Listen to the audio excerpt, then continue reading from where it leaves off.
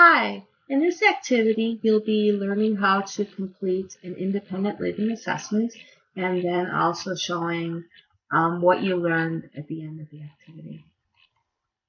So the learning objectives are to review a variety of independent living skills such as daily living, money management, relationships, communication, and there are some others. You'll be identifying your level of independence in terms of possessing the identified skills. So here are the directions for the independent living assessment, and as you can see there is a hyperlink to the assessment, and you'll actually see that in a couple of different places, but they all lead to the same assessment, so click on whichever one you prefer. What you're going to do is review each statement and consider whether you possess the identified skills. You'll check the box that corresponds to your answer using the following guide. So always, meaning you're able to perform the skill independently and consistently. Sometimes, which means you're sometimes able to perform the skill independently. And never, which is that you are not able to perform the skill consistently or you can't perform it at all.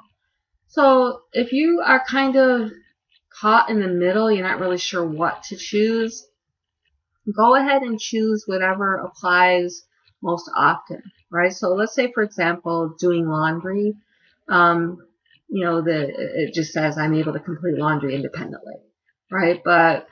And you know that you know how to sort the clothes out, you know how to put them in the washer, how to put them in the dryer, how to fold them and put them away, but you're not always sure about how to put the water temperature, the level to put the water temperature at. So you may want to put down sometimes for that particular answer, right? Because you're not always able to do it independently and consistently, because you may end up by having to ask every single time, hey, do I use cold water, hot water? What is it? Do I use bleach? How much soap do I use? That sort of thing. Okay? So think about the questions before you just go ahead and press any old key. Just make sure you're being truthful, and remember, it's all about you. These answers are for you, so there's no right or wrong answer necessarily, but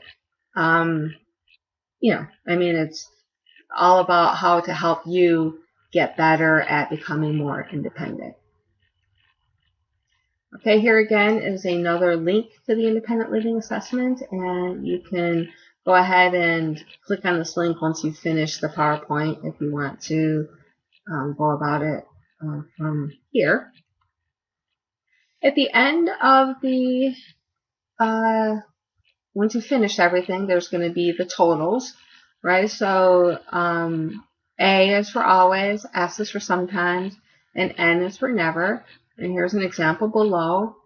And as you can see with this particular example, there were 25 always, 9 sometimes, and 0 nevers, right? So you don't want to have it where it's like every single answer is an always, right? Or every single answer is a never, because how are you going to learn how to grow? You want to know where you are starting from and how you can improve from that point on. Also, at the end of the assessment, you will see the print button. So here on the bottom right hand corner, circled in yellow, you're going to click on that button to print out your results, and you'll want to share with your VTA or DOTS teacher. Note that you'll want to print as soon as you finish the assessment, or your work may be lost.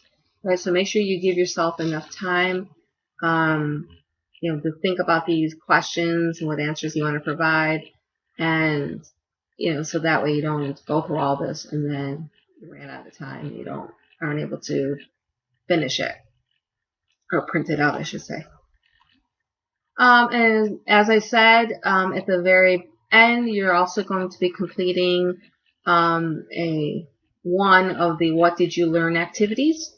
So hopefully those will be fun. There's a variety of activities to choose from, and hopefully there's one there for you that you'll enjoy. Have fun.